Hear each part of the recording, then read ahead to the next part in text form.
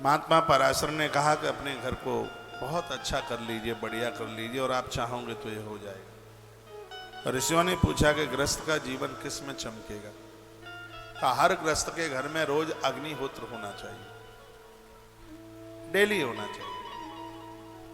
उसमें आपको ऐसा नहीं है कि एक यज्ञ कुंड खोद कर आप तैयार कर लें। मैंने पूर्व में भी बोला, मैं खोल भाई यार,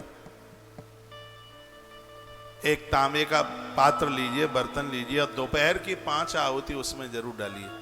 वर्णन है कि जो मनुष्य गृहस्थ होने पर भी श्रेष्ठ कर्मानुष्ठान नहीं करते, अच्छे कर्म नहीं करते, अग्निहोत्र नहीं करते, धर्म अनुष्ठान नहीं करते, तो वर्णन किया गया कि वह अन्य कर्म समूह अनुष्ठान करने पर भी लोक में ऐसे लोगों को चांडाल योनि में जन्म लेना पड़ता है, जिनके घर से कोई भूखा चला गया है, देव पूजन नहीं होता, जिनके घर में देव पूजन नहीं होता, सा भवेद कर्म चांडालो यस्त धर्म परांगो का, वो चांडाल बनकर पैदा होता है।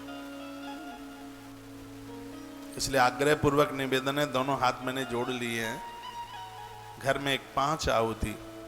कल या परसों मैंने पंच कर्म की बात कही, पंच यज्ञ की बात कही गई। 5 पापों को, 5 पाप हो जाते हैं ना झाड़ू लगाने से, मिट्टी के भरे हुए बर्तनों के नीचे भी कीड़े मकोड़े मर जाते हैं। कल 5 निवेदित किए थे, उसमें पंच यज्ञों का वर्णन किया गया।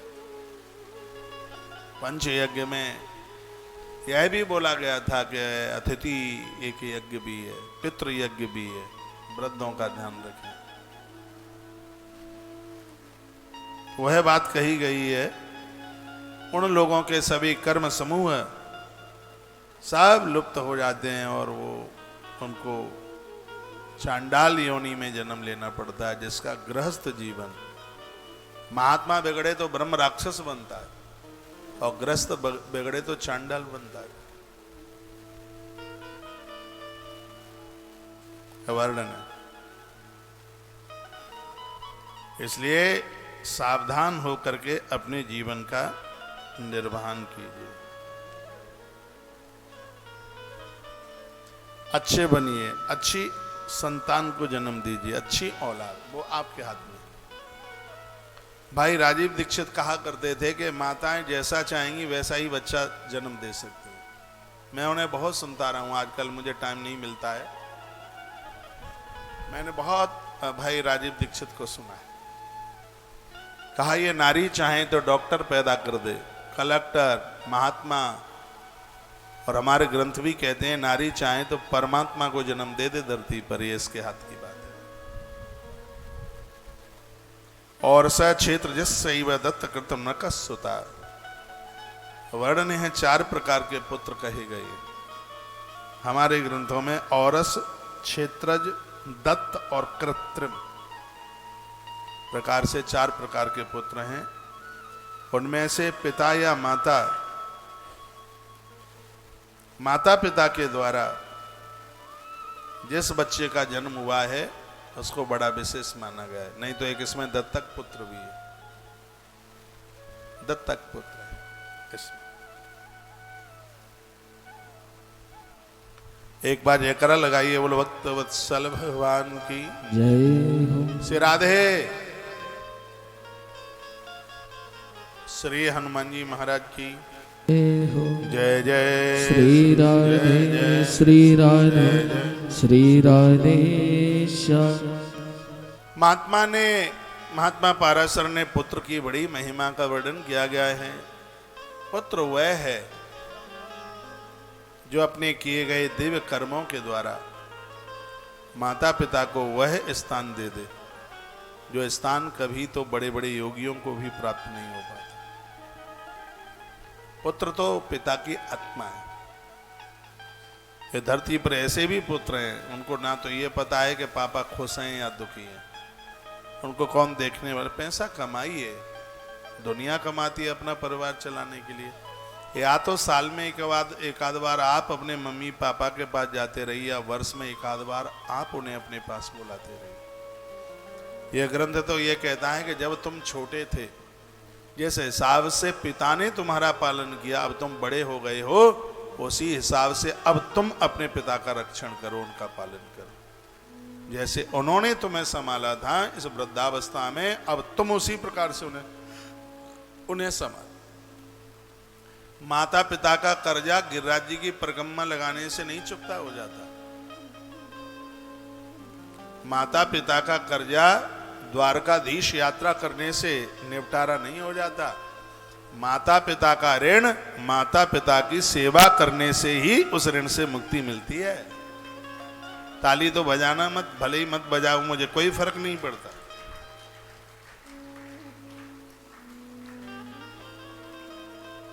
माता पिता की सेवा होनी चाहिए।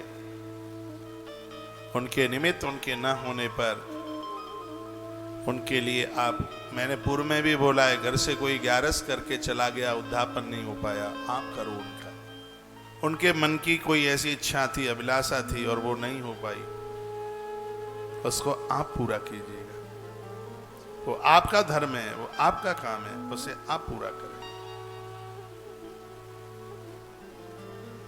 बोलिए भक्त वत्सल भगवान की जय आंख के आनंद की जय हो।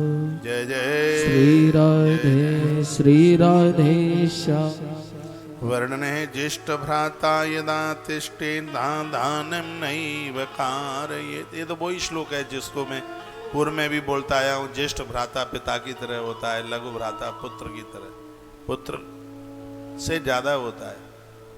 बड़ा भाई पिता से भी बढ़कर के होता है। छोटे को बेटा और बड़े को पिता की तरह मान लिया जाए तो आज इस कलयुग में भी सतयुग नृत्य करेगा।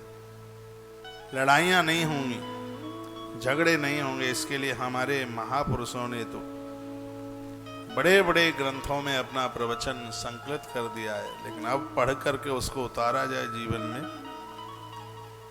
तब तो है।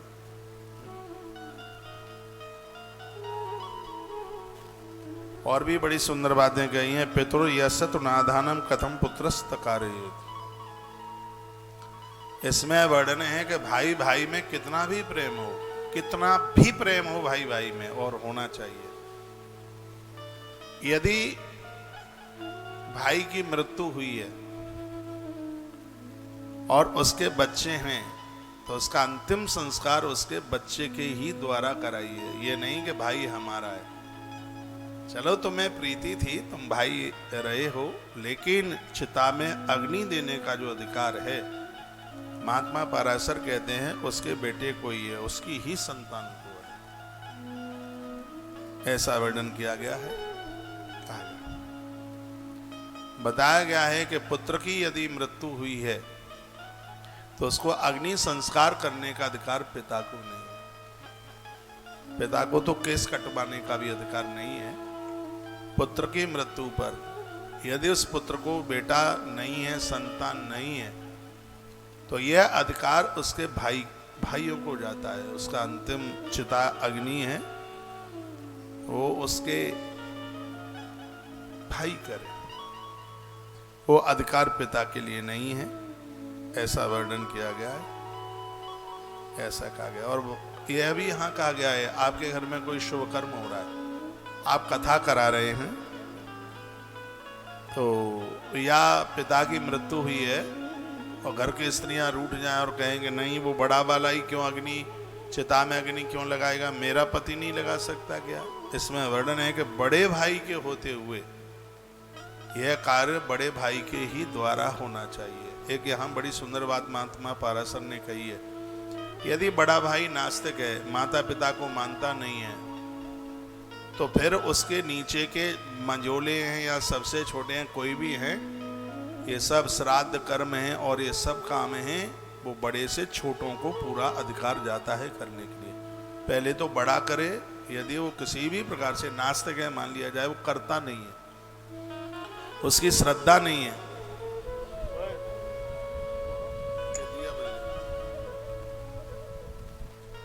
तो यह अधिकार छोटों को जाता है। फिर वो छोटे करे, ऐसा वर्णन महात्मा पराशर कहते हैं। देखो इसमें क्या अद्भुत बात कही गई है। बड़ा करता नहीं है, छोटी ये कहते हैं कि तो सब बड़े का काम है। फिर वही जीव परेशान होता हुआ उस घर में अमंगल पैदा कर देता है। यहाँ तो स्पष्ट लिखा है उस घर की स्त्रियां बांझ रह जाती हैं, वंश वृद्धि रुक जाती है और वह व्यक्ति उस परिवार का रक्त पीने लगता है, रक्त चूसता है उस खानदान का, उस परिवार का। इसलिए पहले ज्येष्ठ करे और बड़ा करता नहीं है। तो यह अधिकार फिर छोटे वालों को है। इसमें वर्णन है कि छोटे वालों को ये सब करना चाहिए, ये वर्णन है। नष्टे मृते प्रव्रजते क्लीवे च पतिते पतौ पंचस्वापत्सु नारीणां पतिरन्यो विधीयते। कहा गया। बोलिए भक्त वत्सल भगवान की जय। अब इसमें नारी के कुछ विवाह की बातें कही गई हैं। क्या क्या कहा गया है? कहा विवाह बार बार नहीं होता, एक ही बार होता है। इसके बारे में महात्मा पराशर का कुछ मत है। ऋषियों ने पूछा किसी कारणवश कन्या का विवाह दूसरा करना पड़े तो ऐसी कौन कौन सी जगह हैं जहां पर यह अधिकार दिया गया हो कि नारी दूसरा विवाह कर सकती। इसके बारे में पूछा तो कहा नष्टे मृते प्रव्रजते क्लीवे वह पतिते पतौ पंचस्वापत्सु नारीणां पतिरन्यो विधीयते। ये बड़ा अद्भुत श्लोक है। इसमें वर्णन किया गया कि पति प्रदेश चला गया है और जाकर के लौटा ही नहीं है, उसकी खबर ही नहीं मिली आने की, पता ही नहीं चला, ढूंढते रहे और वो मिला नहीं। ऐसी स्थिति में बेटी का दूसरा विवाह किया जा सकता है, उसमें अपराध नहीं है। सुन लो, पहले जिसने कन्यादान किया है द्वारा ध्यान रखना, द्वारा जब बेटी का विवाह होता है तो उसमें कन्यादान नहीं किया जाता, उसमें कन्यादान की आवश्यकता नहीं, क्योंकि किसी भी चीज का जो कन्यादान है वो एक ही बार होता है। द्वारा कन्यादान की बात नहीं उसमें कही गई। तो पति उसका विदेश चला गया, परदेश चला गया और जाने के बाद आया ही नहीं वो वापस, तो बताया गया है कि ऐसी स्थिति में बेटी का दूसरा विवाह किया जाता है, उसका पता ही न चले, वो आया नहीं तो दूसरा विवाह किया जाता है। या उसका पति नपुंसक है, उसमें मर्दानगी नहीं है, तो ऐसी स्थिति में बेटी का दूसरा विवाह करने पर अपराध नहीं लगता। ऐसा महात्मा पराशर अपनी संहिता में अपनी स्मृति में वर्णन करते हैं। या तो पति प्रदेश चला गया और आया नहीं है, या आता नहीं है, दोनों ही बातें, या आया नहीं या आता नहीं है, तो इस स्थिति में बेटी का दूसरा विवाह, उसमें दोष नहीं है। या उस पुरुष में मर्दानगी नहीं है, संतान को जन्म, इसमें वर्णन है कि यदि स्त्री, वो भी तो वर्णन है, यदि वो संतान को जन्म नहीं दे पाती है तो उसको घर से बाहर न करें, उसको भी पत्नी का ही दर्जा दें, पत्नी ही माने।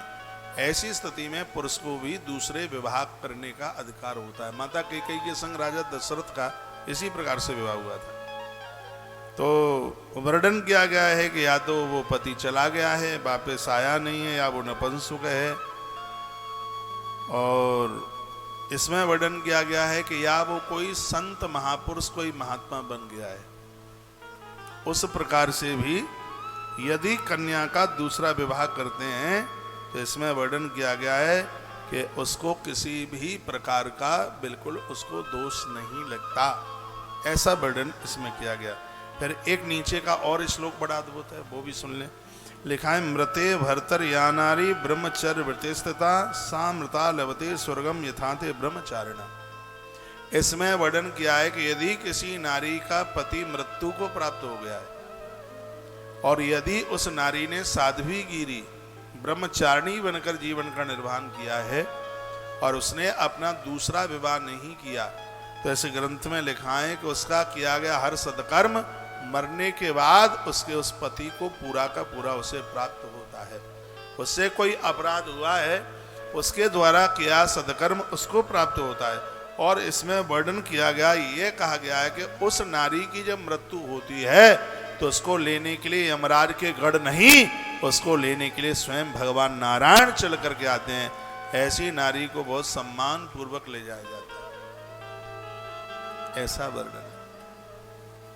वह माता पिता बहुत बड़भागी हैं, इतने भाग्यशाली हैं जो कि इस स्मृति में वर्णन है, जिनके द्वारा कन्या का कन्यादान एक ही बार हुआ है। कभी ऐसी दिक्कत परेशानी, ऐसी बहुत सजग समझदार बेटियां हैं और उन्होंने अपना पूरा जीवन बड़ी साधना के साथ निकाला। माता पिता खूब कहते रहे, लेकिन वह बेटियां विवाह के लिए बिल्कुल तैयार नहीं है। और वही बात यहां वर्णित की गई है। कहा गया सामृता लभते स्वर्गम यथाते ब्रह्मचारिणा। पति की मृत्यु हो जाने के बाद स्त्री ब्रह्मचर्य धर्म का पालन करती हुई और अविवाहित रही, उसने दूसरा विवाह नहीं किया, वह स्त्री मृत्यु के तत्पश्चात स्वर्ग को गमन करती है। जैसे ब्रह्मचारी अपने धर्म का आचरण करके स्वर्ग जाते हैं, वह नारी उसी प्रकार से स्वर्ग की यात्रा करती है। वह ऐसा वर्णन किया गया। ऐसा कहा जिसने दूसरा विवाह स्वीकार नहीं किया। बड़ी अद्भुत बातें कही गई हैं। वैधव्य नारी के साथ यदि किसी ने गलत संबंध बनाकर कुकर्म किया, सांप का डसा हुआ आदमी बच सकता है, लेकिन उस अपराध से वो व्यक्ति नहीं बच पाएगा। उसके संपूर्ण पुण्य क्षीण हो जाएंगे, वो बिल्कुल खत्म हो जाएगा। वैधव्य नारी का धन खाना, जिसको पति दुनिया छोड़ के चला गया, उसका पैसा, उसकी जमीन, उसका जायदाद, उसका जो भी कुछ है उसको हड़प लेना, उसको खा लेना, इससे करे पुण्य क्षीण हो जाएंगे। वैधव्य नारी, उसके साथ खुरापाती लोग, कुकर्मी, दुराचार उसके साथ कर दें, 1,00,000 गायों का भी गोदान किया होगा तो पुण्य क्षीण हो जाएंगे। इतना बड़ा अपराध हमारी स्मृतियों में वर्णित किया गया है, वर्णन किया गया। जैसे ब्रह्मचारी अपने धर्म का आचरण करते हुए स्वर्ग के लिए जाते हैं, पति के न होने पर जिस नारी ने ब्रह्मचर्य धर्म का पालन करके अपने जीवन का निर्वहन किया है, तो सत्य यही है कि स्वयं भगवान नारायण उस स्त्री को लेने के लिए धरती पर चल करके आते। नारी के लिए बहुत बड़ा धर्म है।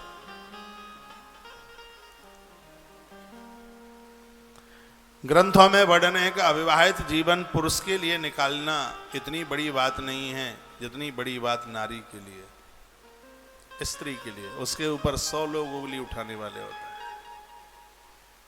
और उस देवी ने अपने धर्म को बचा करके रखा है। वो बहुत बड़ी साध्वी है, वो बहुत बड़ी महात्मा है। श्री राधे, उसको लेने के लिए स्वयं भगवान नारायण को धरती पर आना होता है। मर्ते भर्तर या नारी धर्मशीला दृढ़ व्रता अनुगच्छन्त भर्तारम शृणुत शांत यत्फलम। तिस्र कोट्यो अर्धकोटि च यानी रोमाणे मानुषे तावत कालम बसेत स्वर्गे भर्तारम यानुगच्छति। कितने समय के लिए वो स्वर्ग में रहती है? जितने रोम उसकी देह में हैं। हर स्त्री पुरुष की देह में 3.5 करोड़ रोम होते हैं। इसमें वर्णन है, इस ग्रंथ में वर्णन किया गया है कि जो नारी पतिव्रता बनकर जीवन का निर्वहन किया, पति के न होने पर उसने पराये पुरुष को कभी स्वीकार नहीं किया, 3.5 करोड़ वर्ष तक वह स्त्री सूक्ष्म रूप से भगवान के चरणों में ठाकुर जी की किंकरी बनकर अपने जीवन का आनंद लेती है। ईश्वर के चरणों में 3.5 करोड़ वर्ष तक भगवान के देवालय में उसको वहां पर ठहरने का सौभाग्य प्राप्त। महात्मा पारसर कहते हैं नारी के लिए इससे बड़ा सुख, इससे बड़ा आनंद नहीं हो सकता।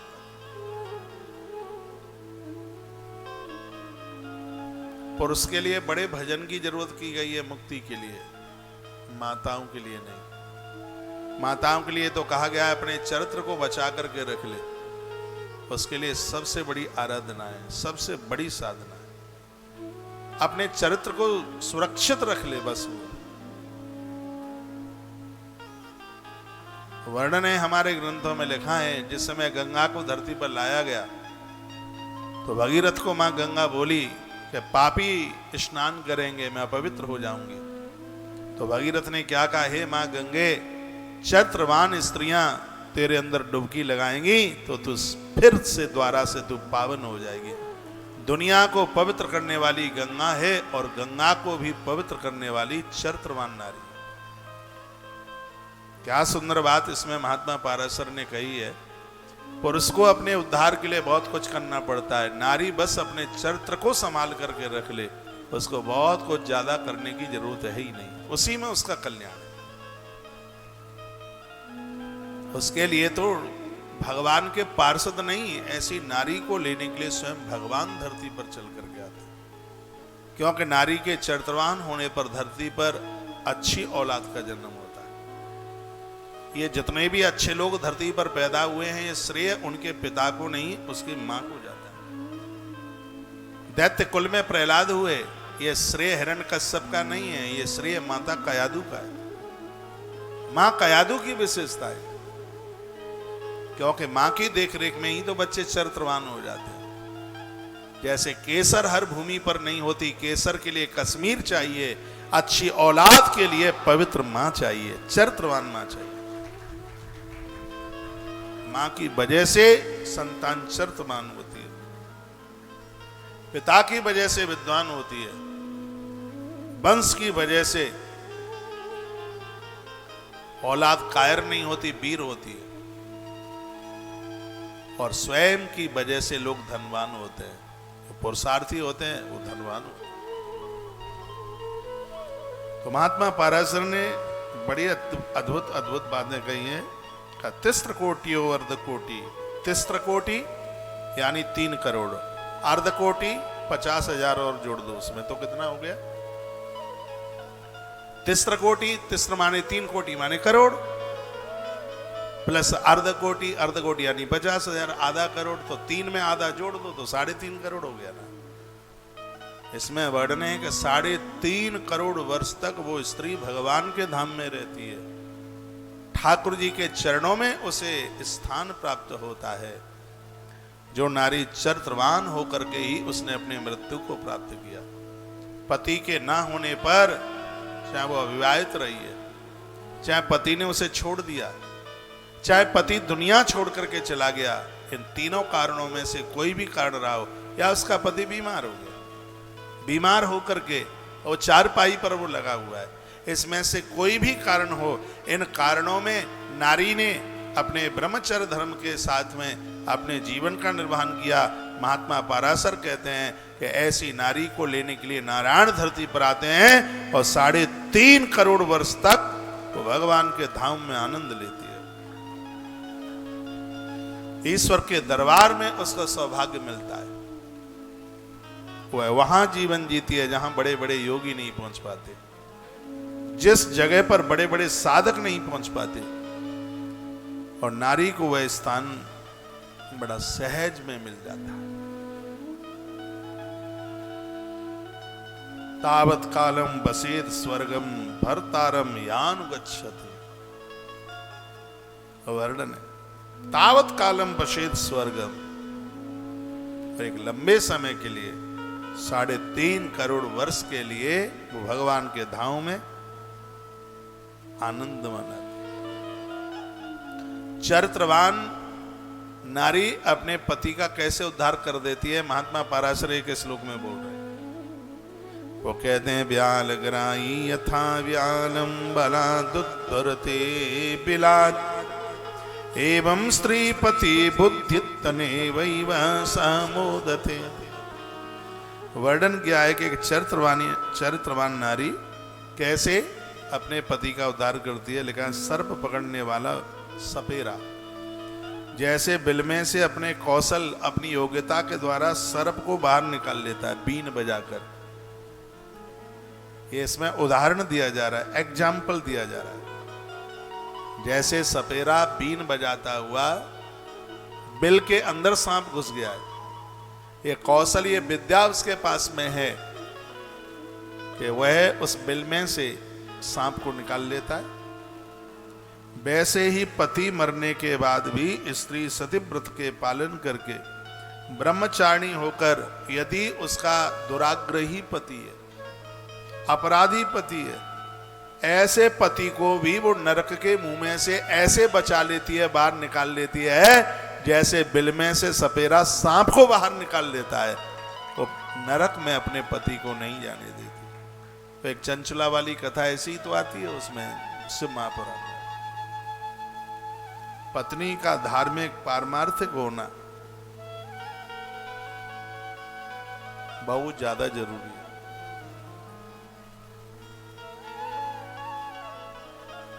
वर्णन किया गया है कि ऐसी नारी धरती पर जो शुभ कर्म करती रहती है उसका फल उसके पति को मिलता है। ऐसा वर्णन किया गया। व्याल ग्राही यथा व्यालम बलादह ग्रेमा विशंकिता तदवद भरतार मादाय दिवम याति सच बलात्। ये धरती पर बहुत पुरुषों को उद्धार हो गया है नारी की वजह से। लक्ष्मण के लिए मेघनाद को मारना बड़ा मुश्किल था।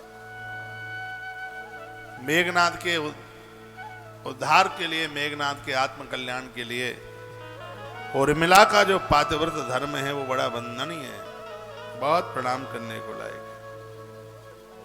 चौथा अध्याय यहीं पूरा हो रहा है। अब अगला अध्याय भी, पांचवा अध्याय भी बड़ा विशेष है इस ग्रंथ का। 12 अध्याय हैं इसमें पूरे, और 12 अध्यायों की कथा ऐसी है कि 12 अध्यायों की कथा को पूरा करने में तो 1 महीना पूरा लगेगा। एक एक श्लोक अद्भुत है। और आनंद की बात यह है कि ये श्लोक, ये व्याख्यान वो है जो रोज हमारे काम में आने वाला है। रोज जिंदगी जीने के लिए जिसकी जरूरत है, ये रोज होने वाली घटनाओं के ऊपर कलकाल में बढ़िया जीवन हम कैसे जी सकते हैं, उसके लिए इस ग्रंथ का वर्णन किया गया है, जिसका नाम है पराशर स्मृति, पराशर संहिता, और उसको सुना जा रहा है। अब सुन लीजिए आगे। बोलिए भक्तवत्सल भगवान की जय हो। श्री हनुमान जी महाराज की जय हो। जय जय श्री राधे श्री राधे श्री राधे श्याम। इसमें वर्णन किया। ब्रकस्वान सुलाग्राही दष्टो यस्तु दुजोत्तम स्नात्वा जपेश गायत्रीं पवित्रं वेदमातर। वर्णन किया गया है कि यदि कुत्ता छू जाए, कुत्ता काट ले, कुत्ता स्पर्श कर ले, तो कपड़ों के सहित व्यक्ति को पानी में पूरा डूबकर नहा करके ही शुद्ध हुआ जाता है। ये तो चलते में कुतरा छू ले तब की बात है। और जो लोग अपना मुंह ही कुत्ते से चटवाते हैं उनके लिए क्या है? कुत्ते को संग सुलाएंगे। ये कुत्ता कल्चर भारी जोर से प्रभावी हो रहा है। गायों की कमी आ रही है, कुतरे बढ़ रहे हैं। जहां देखो गली में दुनिया भर का कुतरा, जिधर देखो कुतरा। इनकी संख्या बढ़ रही है, गायों की घट रही है। बताते हैं 50-50 हजार रुपए का एक कुतरा आता है। नाम भी रख दिए जाते हैं। अभी हम कहाँ थे, उनके कुत्ते का नाम था चैंपियन।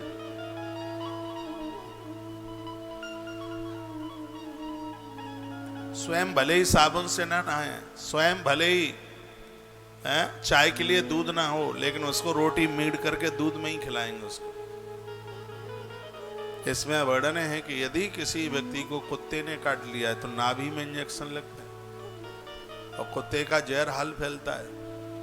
इस ग्रंथ में लिखा है सांप के डसने से आदमी बच जाए। यदि कुत्ते ने दांत मार दिया तो पेट में पिल्ले पैदा हो जाते हैं। महात्मा पाराशर कहते हैं पेट में कुत्ते पैदा हो जाते हैं। ये वर्णन है इसमें लिखा है।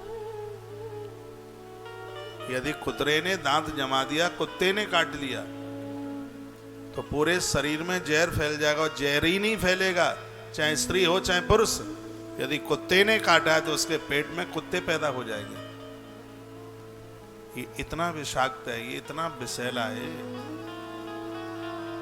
तो क्या करना चाहिए फिर? अब कुतरे ने काट लिया, अब इंजेक्शन दवाई वगैरह वो तो है ही। इसके अपराध से छूटने के लिए कपड़ा, पूरा शरीर में कपड़े सहित चोटी से लेकर के पैरों तक कपड़ा हो तो कपड़ों सहित नहाएं। और क्या करें? और इसमें बताया गया कि गैया के सींग को धो करके उस व्यक्ति को पिलाइए, जिससे कुत्ते के जहर का असर न बढ़े शरीर में। ये गाय के सींग, ये किस लोग बोले देता हूं ना, तो फिर ज्यादा बढ़िया होगा। बोलिए भक्त वत्सल भगवान की जय हो, श्री हनुमंत बलवंत महाराज की जय हो। जय जय श्री राधे जय श्री राधे जय श्याम। जय श्री राधे श्याम। हाँ, गौ श्रृंग भवेस्ताद, गाय का सींग, गैया का सींग, इसमें गौ माता के सींग की बात कही गई है। गौ माता के सींग को धो करके, और जिसको स्वान ने काट लिया है, जिसको कुतरे ने काटा है, उसको उस जल को उसको पिलाइए, जिससे उसका असर कम हो जाएगा। कपड़ों के सहित वो स्नान करे तो उसके अपराध का प्रायश्चित हो जाएगा। और गौ माता के सींग को धो करके और उसको पिलाया जाए, जिसको स्वान ने मुंह लगा दिया है, जिसको स्वान ने काट लिया है, तो उससे उसका असर कम हो जाएगा। गौ माता के खुर में से कस्तूरी प्रकट होती है। गौ माता के चरण में से वो क्या है, क्या नाम है, गोरोचन, गोरोचन प्रकट होता है। गैया मैया के जो दोनों खुरों के बीच में से गोरोचन प्रकट होता है। कोई भी चीज भोजपत्र के ऊपर गोरोचन से लिख दो, 41 दिन में सिद्ध हो जाएगा मंत्र। गोरोचन का इतना बड़ा प्रभाव है। वो गोरोचन गौ माता के खुर में से ही पैदा होता है और वो कहीं मिलता भी नहीं। और उससे यदि भोजपत्र पर कुछ लिख कर, मंत्र लिख करके, और रोज उसको धूप दे करके उसको सिद्ध किया जाए, तो 40 दिन में वो मंत्र सिद्ध हो जाता है। गोरोचन की इतनी बड़ी महिमा है। उसी प्रकार से यह वर्णन किया गया कि जैसे गोरोचन के द्वारा जो भी कुछ लिख दिया जाता है वह अपने आप में बिल्कुल सिद्ध हो जाता है। उसी प्रकार से गौ माता के सिंग का जल, उसका आचमन करने से जहर नहीं चढ़ता, जहर समाप्त हो जाता है। ऐसा ये महात्मा पाराशर वर्णन करते हैं। उन्होंने ऐसा इस ग्रंथ में वर्णित किया गया है। गौ माता का सींग धो करके और उसको पी लिया जावे तो इसके द्वारा विष नहीं चढ़ेगा, जहर नहीं चढ़ेगा, ऐसा कहा गया।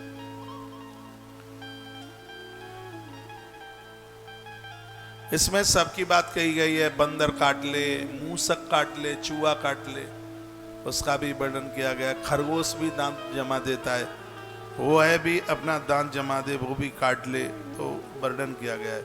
स्वान के द्वारा काटा हुआ मनुष्य गाय के सींग के जल से स्नान करे और उसका आचमन करे, स्पष्ट वर्णन है इसमें। उसे स्नान भी करे और उसे जल का आचमन भी करे, या समुद्र में स्नान करे। कुतरे ने काट लिया है तो सागर का पानी खारा होता है, और समुद्र में स्नान करने से जहर नहीं बढ़ता, शरीर में जहर बढ़ता नहीं है, उससे इसको आरोग्यता मिल जाती है। जो मनुष्य चारों वेदों में और चतुर्दश विद्याओं में बहुत ज्यादा पारंगत है, ऐसे व्यक्ति को भी यदि कुत्ते ने काट लिया है तो यह विधान उसके लिए भी जरूरी है। तो साधारण लोगों की तो कहना ही क्या बात है। तो 100 बातों की बात यह है कि महात्मा पाराशर ने अपने इशारे में ये कह दिया कि कुत्ते मत पालो। उन्होंने यहाँ पर काफी श्लोक लिखे हुए हैं। कितने श्लोक हैं? श्लोक हैं 23 श्लोकों में उन्होंने विरोध किया। उन्होंने कहा कि ये तुम्हें कष्ट देंगे, ये तुम्हें बहुत दिक्कत में दे देंगे, इसलिए इनको पालने की बिल्कुल जरूरत नहीं है। व्रत पालन करने वाले यदि ब्राह्मण को भी कुत्ता काट लेता है तो इतना अपवित्र हो जाता है वह, उसका जहर बॉडी में छा जाता है, उसको भी 3 दिन उपवास करने की जरूरत होती है। बहुतों को तो हमने देखा पूजा करते समय कुतरिया का पिल्ला गोद में बिठा लेते हैं। इसके बाद घी और कुसोदक पीकर के अवशिष्ट व्रत को किया जाता है, तब कहीं शुद्धि मिलती है। वर्णन किया गया, कुत्ता मनुष्य के शरीर स्थिति किसी अवयव को या द्रव्य को सूंघ ले तो वो द्रव्य पूजा पाठ के लायक नहीं होता, खाने पीने की वस्तुएं खाने के लायक नहीं होती। या चाट ले या नाखून लगा दे तो इसमें वर्णन किया गया है कि ऐसा व्यक्ति जिसको कुत्ते ने चाट लिया है, तो वर्णन किया गया है कि अग्नि तत्काल जला करके और वह अग्नि के सामने जाकर के बैठ जाए। अग्नि देव के द्वारा जहां श्वान ने उसको चाट लिया है, जहां श्वान ने उसको स्पर्श कर लिया है, उसमें अग्नि के सामने बैठने की बात कही गई है। तत्पश्चात कहा गया है कि जिन लोगों को कृष्ण पक्ष में चंद्रमा दिखाई नहीं देता है, नासिका का आगे का भाग दिखाई नहीं देता, कृष्ण पक्ष में रात्रि में चंद्रमा निकलता है। वर्णन किया है कान में उंगली डालने पर यदि झाई सुनाई नहीं देती है, दिया बुझने के बाद में उसकी गंध नाक ग्रहण नहीं करती है, तो समझ लो कि उस व्यक्ति की मृत्यु बहुत नजदीक है। यहाँ महात्मा पराशर कहते हैं कि भगवान की पूजा करने से उम्र बढ़ती है, आयु बढ़ती है। भगवान की पूजा करने से उम्र बढ़ती है, आयु बढ़ती है। और आनंद की बात यह है कि बहुत आनंद के साथ जीवन निकलने वाला है। कान में उंगली डालेंगे, महात्मा पराशर ने कहा कान में उंगली डालने से, नासिका का आगे का ये भाग न दिखने से, कान में उंगली डालने से झंकार सुनाई न पड़े, ध्रुव तारा न दिखाई दे, कृष्ण पक्ष में चंद्रमा दिखाई न दे, वर्णन किया गया है। तो ऐसे व्यक्ति की मृत्यु नजदीक समझ लेनी चाहिए।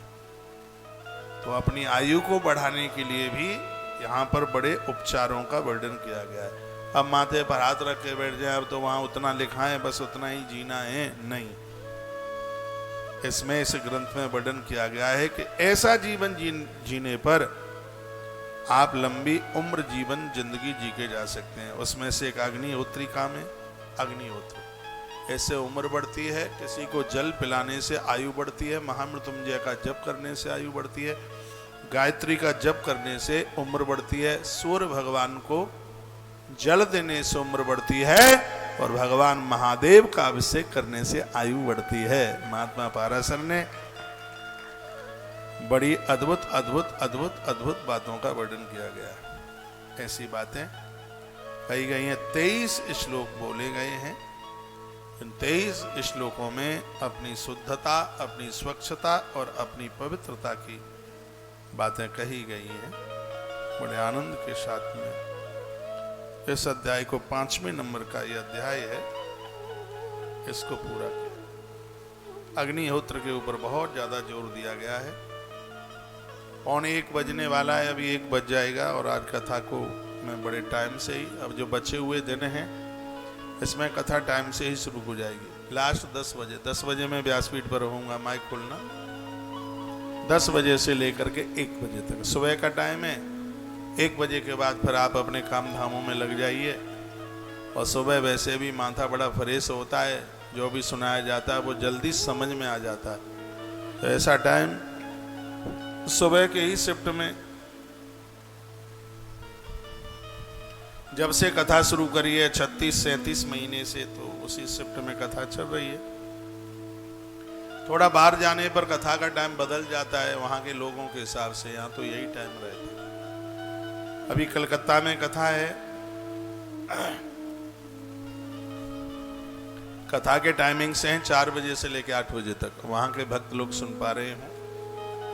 शाम के शिफ्ट में कथा है, एड्रेस टीवी पर चल रहा है। 18 से 25 तारीख तक कथा है और आप हमें सुन पा रहे हैं। आप कथा में जरूर चल करके आइएगा। शुक्रताल की कथा 28 मई से लेकर के, और यह कथा 28 मई से लेकर के 4 जून तक है। और ये कथा 2 शिफ्ट में है, सुबह 10 बजे से 1 बजे तक है और फिर 4 बजे से लेकर के 7 बजे तक है। तो ये दोनों शिफ्ट की कथा अपने घर पर सुने, नहीं तो वहां आकर के आप सुने। यजमान बनकर के इस कथा को सुन लीजिएगा। जो सुखताल की जो कथा है, हल्ला बोल आयोजन है, इसको यजमान बनकर कथा सुन लें। अपने पुरखों के लिए, पूर्वजों के लिए पोथी बिठा करके इस कथा को सुन लें। पूरी व्यवस्था उसमें आपको सब बता रखा है। रहने के लिए 5,500 रुपये का सहयोग है। पूरा 9 दिन का कार्यक्रम है। 8 दिन की कथा है, 1 दिन पहले जाना होगा, ऐसे पूरा 9 दिन। आप कब लौटें ये आपकी इच्छा की बात है, लेकिन यह आयोजन दोपहर 2 बजे, यानी उस दिन तारीख होगी 4 तारीख को दोपहर 2 बजे तक कार्यक्रम पूरा हो जाएगा। उस दिन रविवार है।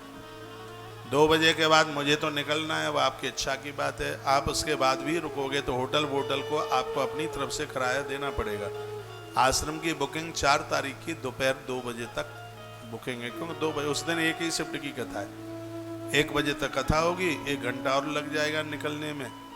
फिर तो कड़ी का भंडारा होगा, कड़ी पकौड़े बेसन की, फिर अपना रास्ता पकड़ना स्टेशन की, क्योंकि 8-9 दिन पूरे हो जाएंगे, फिर अपने अपने घर के लिए प्रस्थान करना।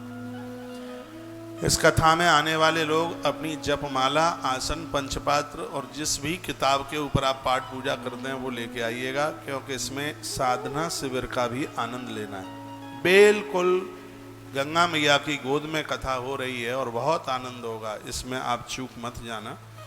आश्रम की व्यवस्था में आना, पहले आप संपर्क कर लें, रजिस्ट्रेशन करा लें। एक बार मैं फिर कहूँगा कि यहाँ की पोथी से आप न चूक जाए। सहयोग राशि 12,500 रुपया है यहाँ पोथी, जिसमें ब्राह्मण का आना जाना, रहना, किराया, भाड़ा, सब कुछ, भोजन भंडारा सब कुछ उसी में। और यदि आप गौ माता के गौ अक्षयव्रती मेंबर बने हुए हैं तो ये सहयोग राशि आपको 11,500 रुपया यह सहयोग आपको करना है। सामूहिक पोथी में सिर्फ 2150 रुपये का सहयोग है, वो तो आपका सहयोग है। उसमें भी ब्राह्मण बढ़ करके बैठेंगे तो उसमें भी आप अवश्य में आपकी जिनकी पोथी नहीं बैठ पा रही है तो वो अपनी सार्वजनिक पोथी में भी अपनी हिस्सेदारी आप निभा सकते हैं। तो यह भी आपको एक मौका दिया जा रहा है, वो इसलिए इसमें सब लोग जुड़कर यह सौभाग्य प्राप्त कर लें। आप 27 तारीख को भी पहुंच सकते हैं और 28 को भी सुबह पहुंच सकते हैं। 28 तारीख को सुबह 9 बजे कलश यात्रा है, तो आप 9 बजे से पहले पहुंच जाइए और कलश उठाइए। गंगा माँ का पूजन करके वहाँ से कलश उठाया जाएगा और जहाँ सुखदेव भगवान ने जहाँ बैठकर राजा परीक्षित को कथा सुनाई है, ऐसी जगह भागवत पोथी मत्था टेक करके और फिर पांडाल में भागवत जी पहुँचेंगी और दोनों शिफ्टों में कथा का पूरा आनंद लिया जाएगा। देश के किसी भी कोने में आप हैं, अभी काफ़ी टाइम है, आप अपनी टिकट बनवा लीजिए, टिकट ले लीजिए और आप आ जाइए सुखताल में, जहाँ सबसे पहली कथा इस मृत्यु लोक में सुखताल की ही भूमि पर हुई है। जो इस भागवत का आज इतना प्रचार है, लोगों को सदगति मिल रही है, ऐसी भागवत सुखताल से प्रकट हुई है धरती पर आज से 5100 वर्ष पहले, 5125 साल पहले। और यह भागवत जी इस मृत्यु लोक में पधारी, सबसे पहले इसी भूमि पर कथा सुनाई गई। राजा परीक्षित ने श्रोता बनकर सुनी और सुखदेव मुनि ने, जो कि भगवान पराशर के प्रपौत्र थे सुखदेव मुनि ने इसी धरती पर कथा सुनाई है। और विश्वास रखना, यहाँ की एक कथा का पुण्य 1 करोड़ कथाओं से बढ़ करके है, क्योंकि ये स्थान भागवत की जन्म भूमि है, जन्मस्थली है, ये समझ। इसमें आप पति पत्नी दोनों आइए, बच्चों को लेकर के आइए, छुट्टी के दिन है, पूरा आनंद। गंगा जी नहाने में तो बड़ा आनंद आवेगा ही, और साधना शिविर में भी आनंद आवेगा। मन बना लें आने के लिए, तो यहाँ का भी आप पूरा का पूरा आनंद ले सकते हैं।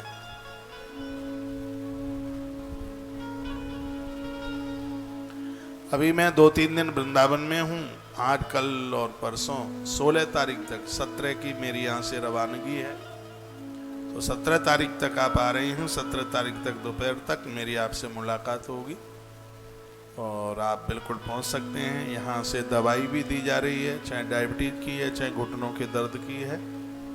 संतान नारियल भी सोमवार को दिया जाएगा, कल छोड़ करके। कल क्या रविवार है ना, कल छोड़ करके परसों।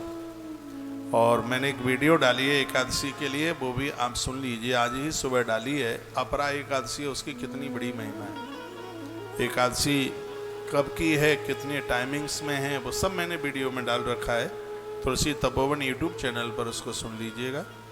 रात्रि को यहीं हम धर्म यात्रा में बैठ रहे हैं, कल भी बैठे थे और आज भी, जिसमें आपके कुछ प्रश्न होते हैं और यहाँ से उनका कुछ समाधान सा हो जाता है, तो उसमें भी, उस कार्यक्रम में भी आप जुड़ जाइए। और एक विशेष सूचना मैं आपके बीच में कहना चाहूँगा, आश्रम अपनी तमाम सेवा कार्यों को, सेवा प्रकल्पों को लेकर के आगे चल पड़ा है। आज मैं उधर था बंदरों की सेवा में। ऑस्ट्रेलिया से एक परिवार आया है, अभी तो मुझे यहाँ नहीं दिख रहे हैं।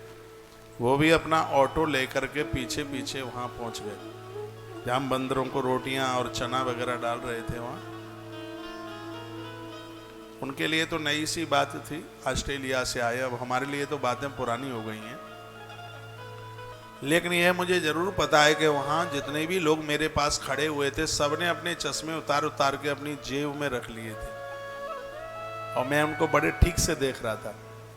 मेरे ऊपर, मेरे पेट पर बंदर चढ़े, मेरे कंधे पर बंदर चढ़े, मेरे टांगों में बंदर, एक तो पीछे से खोपरिया पर बंदरिया चढ़ गई। क्या मजाल है। देखो ये हित अनहित पस पक्षी उजाना, ये कितना हित मानते हैं। आज तक इन्होंने कभी मेरा चश्मा नहीं उतारा बिल्कुल। एक बार इनको खिलाते खिलाते एक बार मेरा चश्मा नीचे गिर गया। एक बंदरिया का बच्चा उसको उठाकर ऐसे अपना हाथ आगे के लिए बढ़ा रहा था मेरी तरफ। ये बहुत कुछ जानते हैं, ये बहुत कुछ समझते हैं और बड़ा आनंद होता है कि आज हम और आप लोग इनके लिए, ये आज की ही तस्वीरें आप देख रहे हैं, बड़ा स्नेह करते हैं। और मुझे लगता है कि इन मूकों के लिए, जो बोल सकते नहीं हैं, अपने मन की बात नहीं बोल सकते, इनके लिए हम और आप काम आ जाएं, मुझे लगता है कि 100 यज्ञों से बढ़कर के पुण्य हो जाएगा। जन्म पत्री में किसी भी प्रकार का कोई दोष नहीं रहेगा इनके साथ, इनके लिए। तो इन सब सेवाओं में आप जुड़ करके, आश्रम में सब भंडारा जो आते हैं उनको तो यहाँ पता ही, यहाँ किसी के लिए कोई रोक नहीं है। ये देखो पीछे बंदरिया है, बच्चा लटक रहा है उसकी छाती से। ये देखो पीछे क्या स्नेह करते हैं, क्या प्रेम उसमें दिख रहा है टीवी में। मेरे पास मोबाइल रखा है, मेरे पास तो 5 मिनट के बाद वीडियो आती है, उसमें तत्काल चल रही होगी उसमें। ये आनंद हो रहा है। आप यहां तक आए हैं, इनकी सेवा में हमने 1 महीने का सिर्फ 300 रुपया रखा है। जो पिछले महीने में अप्रैल में नहीं दे पाए हों तो आज शनिवार और शनिवार को ही मैं अनाउंस करता हूं। कितना है? 4 महीने का 1200 रुपया लेते हैं। इसमें आजीवन 100 साल तक व्यवस्था चलती रहेगी। इसमें कितना सहयोग है? सिर्फ 11,000 रुपये का सहयोग, बस इतने में ही हो जाता है ये।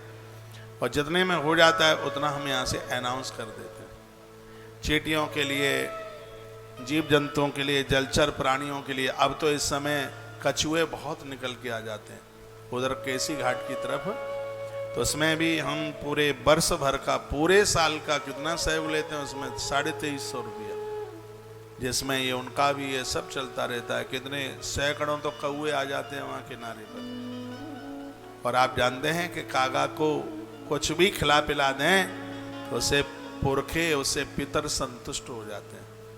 कछुआ को खिलाने से घर में घोर गरीबी का नाश हो जाता है, घर में बरकत होती है मछलियों को गोलियां डालने से। ये सब करते रहा करो और संग में यही जाएगा और कुछ भी नहीं है। कर लो सो काम, भज लो सो राम। कभी सुबह अपनी छत पर भी चढ़ करके डाल दिया करें। आनंद तो होता ही है इसमें। प्रकृति वरदान देती है, प्रकृति अपने कपाट खोल देती है।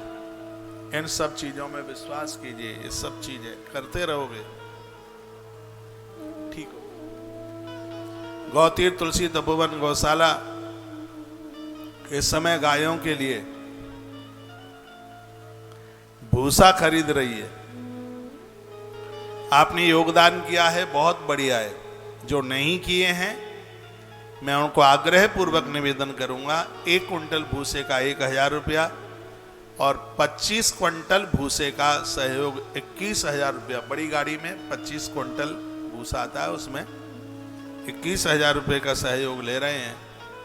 तो इसमें भी आप अवश्य में सहयोगी, जितना आपसे बनता है उतना आप सहयोग करके इन सेवा कार्यों को एक मजबूती दे दीजिए, एक ताकत दे दीजिए। जो भी आप सहयोग करते हैं, पूर्व में भी आपने गौ अक्षयवृत्ति सेवा में सहयोग किया है और अभी तक आपको कार्ड नहीं मिला है तो कार्ड जरूर ले लीजिएगा। यहाँ के इस कार्ड की वैल्यू आने वाले समय में आप समझेंगे, जब यहाँ मठ बन के तैयार हो जाएगा।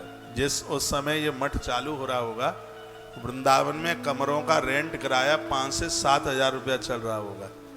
इतना महंगा वृंदावन होता जा रहा है, रुकने को कहीं जगह नहीं मिलेगी, लेकिन इस स्थान पर हजारों कमरे लोगों को रहने के लिए ये उपलब्ध होंगे, तैयार होंगे। तो आप ये गौ माता का गौ अक्षयवृती जो कार्ड है ये अपने पास संभाल करके रखिएगा। उस समय पता चलेगा जब आप कुंभ में आएंगे इस कार्ड की कितनी बड़ी वैल्यू होगी, तब इस कार्ड के बारे में आपको पता चलेगा। इसको संभाल करके अपने पास में रखिए। एक ही बार बस 21,000 रुपया देना है। सैकड़ों वर्षों तक गौ माता के पेट में शेर सवा शेर भूसा जाता रहेगा हर रोज, इसलिए इसका नाम है गौ अक्षयवृती सेवा। अभी जुलाई से गौशाला में गुरुकुल आरंभ हो रहा है, कई सैकड़ों बच्चों के एडमिशन होंगे और हम तो भैया पंडित बनाने में लगे हैं, विद्वान बनाने में लगे हैं, जिनके सदाचार के द्वारा एक वेद को ताकत मिले।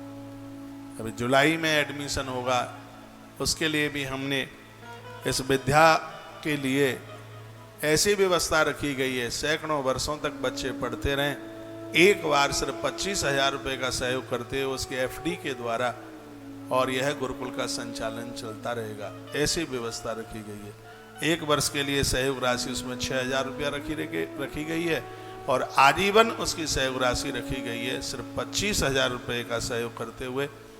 2020 में मैंने निर्जला एकादशी के दिन बोला था, किसी एक बच्चे को आप शिक्षित कर दें, विद्या दान उसे दे दें, 88,000 ब्राह्मणों को भोजन कराने से जितने फल की प्राप्ति होती है उतना फल मिलता है। किसी को आप शिक्षित कर दें, किसी को आप विद्या दान दे दें, यह इतना बड़ा दान है। एक बार आप देखिए गौ माता के जो हजारों गौ सदन बन रहे हैं, बड़ा अद्भुत काम है। कथा के बाद में मैं पूरा टाइम उधर गौशाला में ही निकाल देता हूँ। शाम के समय फिर यहाँ मिलने वाले लोग होते हैं, उनसे आकर के मिलता हूँ, पूरा समय फिर मेरा उधर निकलता है। 1000 गौ सदन, ये तुलसी गुरुकुल विद्यापीठ की तस्वीर है, आप टीवी पर आप देखे हैं अभी। और हजारों गौ सदन, मुंह से कह देना और करना दोनों में बहुत अंतर होता है। आनंद की बात यह है कि गैया के ऊपर कोई एक बिलंदा भी टीन टप्पर नहीं है। जैसे ये आरसीसी की छत है, इसी प्रकार से पूरे गौशाला का निर्माण हो रहा है। एक एक खम्भे की लागत 10 से 12,000 रुपये आ रही है। अनगिनत खम्भे, कई हजारों खम्भे इस गौशाला में लग रहे हैं। इसको इस प्रकार से व्यवस्थित ढंग से, व्यवस्थित तरीके से इसको बनाया जा रहा है। आप भी वृंदावन आते हैं, एक बार इस गौशाला का, गौ सदन का आप दर्शन जरूर कीजिएगा। इसमें आपका भी सहयोग हो जाए। इसके निर्माण में सिर्फ 7,000 रुपये का सहयोग ले रहे हैं और ईंटों में इसमें 1,000 ईंट के लिए 6,000 रुपया, 500 ईंट के लिए सिर्फ 3,000 रुपये का सहयोग। उससे कम और ज़्यादा भी आप अपने पूर्वजों के लिए, आप अपने पुरखों के लिए आप कर सकते हैं। आपसे बनता है, जरूर कीजिएगा। और यहाँ पानी के टैंकर पूरे वृंदावन में परिक्रमा मार्ग में घूमते रहते हैं। उसमें भी एक वर्ष के लिए आपसे जल का सहयोग सिर्फ 2100 रुपया लिया जा रहा है। तो उस सेवा में भी आप जुड़ करके और अपना ये सौभाग्य आप कमा सकते हैं। आश्रम के सभी नंबर चालू हैं, उन नंबरों पर संपर्क कॉन्टैक्ट करते हुए ये पुण्य सौभाग्य कमा लें। एक वर्ष के लिए भंडारे के लिए 3600 रुपये का सहयोग है, 5 साल के लिए 11,000 रुपया और 11 वर्ष के लिए 21,000 रुपया और आजीवन सैकड़ों सालों तक ये भंडारा चलता रहे, बंद ना हो। आज आश्रम यहाँ से लेके मंडला में गौशाला और मध्य प्रदेश में, और कहीं भी किसी भी प्रकार की रोटियों की किसी के लिए कहीं कोई कमी नहीं है। मैं तो बराबर कहता हूँ, वृंदावन में आप कहीं भी आए हैं, प्रसाद यहीं पाइए आकर के। इस रसोई में, गौ माता की रसोई का आप प्रसाद लीजिए। आप कहीं भी रुके हैं वृंदावन में, प्रसाद आप यहीं लीजिएगा। मैं बार बार ऐसा बोलता हूँ, आग्रह करता हूँ, जो भी गौ पालने वाले लोग हैं, गायों को इधर उधर मत छोड़िए।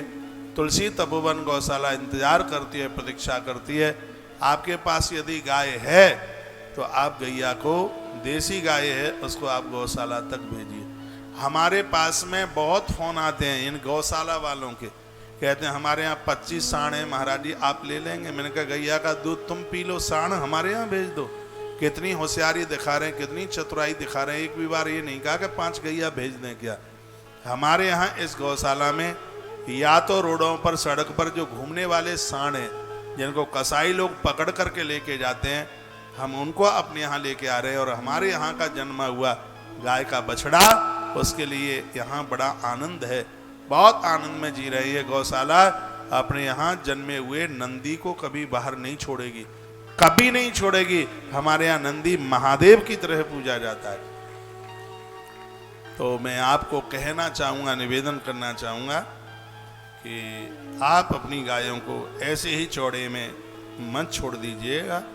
गैया को आप इधर, आप यहाँ दे जाएं।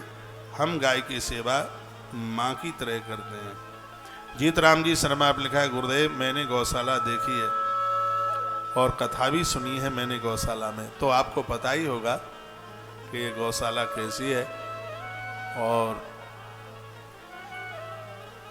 प्रमाण, प्रत्यक्ष को प्रमाण की कोई आवश्यकता होती नहीं है।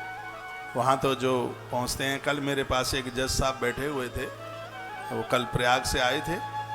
वो कहते हैं महाराज जी हमने बड़ी बड़ी गौशालाएं देखी हैं, बहुत जगह गए, लेकिन गौ तीर्थ तुलसी तपोवन जैसी गौशाला देखी नहीं है, जहाँ गाय को कितना आनंद है, गाय के लिए कितना आनंद हो रहा है। यहाँ तो जीवन ही गौ माता के लिए जिया जा रहा है, गाय के लिए। गाय पशु नहीं है, गाय हमारी माँ है। और मैं तो कहूँगा जो हमसे स्नेह रखते हैं वो गौ माता से स्नेह जरूर रखिएगा। घर की पहली रोटी गौ माता के लिए निकालिएगा, और एक रोटी का जितना खर्चा है उतना आप बचा करके इस गौशाला को भेजिएगा। आप देखिए आपके घर में कितनी बरकत होती है। मैं तो कहूँगा घर में जितने लोग हैं उतनी रोटी का खर्चा रोज गौ माता के पेट में आप डालते रहिएगा, और ये धर्म करने से धन में कभी कमी नहीं आती है। ये तो सब कुछ अनंत गुना हो करके, कई गुना हो करके यह आपको ही मिलने वाला है। बैंक में आपने जमा किया है तो ब्याज ब्याज लग करके वो आपके ही पास आएगा। ईश्वर के खाते में आपने जमा किया है, वो सब रिटर्न आपके लिए ही होने वाला है। और बचा बचा करके इकट्ठा कर लो, ये सगरा अगले जन्म में आपके काम में आएगा। अच्छी जगह पर हमारा जन्म होगा, अच्छे माता पिता मिलेंगे, अच्छा क्षेत्र, अच्छा देश मिलेगा। और वो तब यह सब होता है जब हमारे कर्मों में खुशी होती है। हम कहाँ जन्मे हैं ये भगवान के दरबार में कभी भी नहीं पूछा जाता। तुमने कितनी रोटी खाई, तुमने कितनी विद्या पढ़ी, ये बिल्कुल भी नहीं पूछा जाता। लेकिन परमात्मा के दरबार में, ना भगवान के दरबार में ये पूछा जाता कि तुम रामानंदी संप्रदाय से थे कि रामानुजाचार्य से थे कि निम्बार्क से थे। ये कुछ भी नहीं पूछा जाता उसके दरबार में। उसके दरबार में ये जरूर पूछा जाता है कि तुमने कर्म कौन से करे, उसके कर्म का हिसाब लेखा जोखा देखा जाता है। इसलिए अपने कर्मों को मत बिगड़ने देना। कर्म हमारा अच्छा कुल के पाप को धोता है।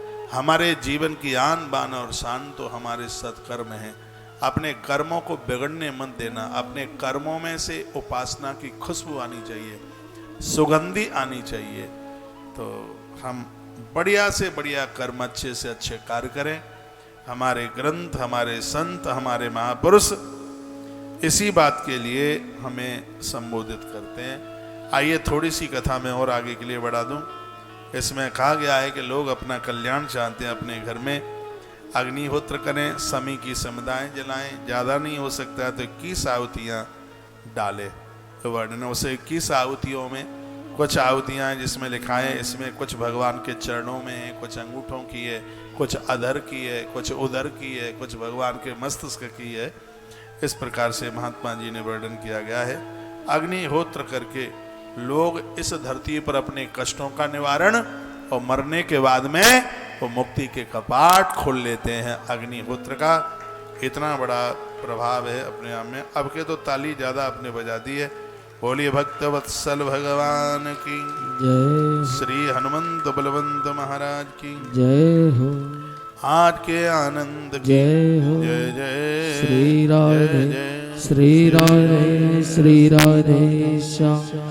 वर्णन किया है कि जो व्यक्ति अपनी बुद्धि से मोहित होकर के और गलत कामों में फंस गया है, तो भैया परमात्मा पुराना तो सब भूल जाते हैं। आज ही महात्मा पाराशर के शब्दों को सुन करके अपने जीवन का परिवर्तन कर लीजिए, अपनी जिंदगी को बदल लीजिए, क्योंकि ईश्वर के बिना आज तक किसी का उद्धार हुआ नहीं है और कल भी किसी का उद्धार होने वाला नहीं है। अगले चैप्टर में कथा, जो 6वें अध्याय की जो कथा है, उसमें वर्णन है कि बला बला काट धो बापी सुख पारा बतांदपी।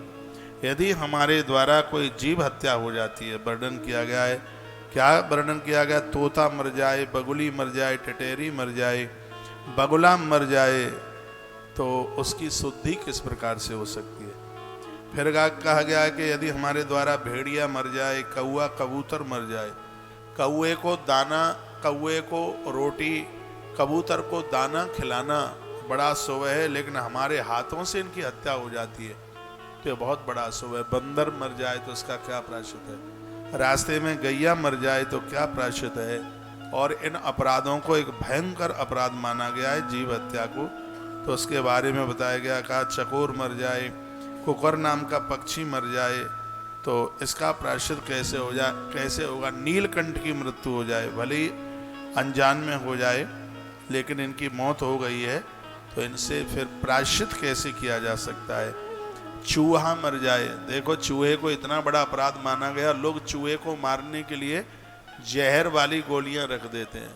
महात्मा पाराशर ने क्या बात कही है? कहा गया है कि जो चूहों को मारते हैं वो कहते हैं, मैं चुनौती के साथ कहता हूं, उनके घर में गूंगे बहरे ही बच्चे पैदा होंगे। चूहे को मारना इतना बड़ा